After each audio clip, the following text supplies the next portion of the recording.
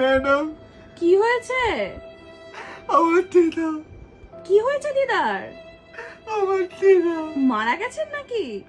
মারা যায়নি, মনে হচ্ছে মারা যাবে। 3 দিনের ছুটি চাই ম্যাডাম। মানে তুমি আগের থেকেই জেনে গেছো যে তোমার দিদা মারা যাবেন, তাই তো? না না না না, মানে খুব ক্রিটিক্যাল আর কি। আর ন্যাকামো করার জায়গা পাওনি, কাজ করা যাও। ম্যাডাম ছুটি চাই। আবার কি হলো? আমার ওয়াইফ একটা বেবি এক্সপেক্ট করছে আর কি।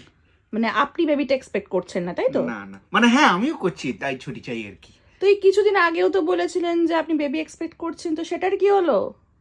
কি হলো? আমি তো সেটাই জিজ্ঞাসা করছি, কি হলো? কি জানি কি হলো।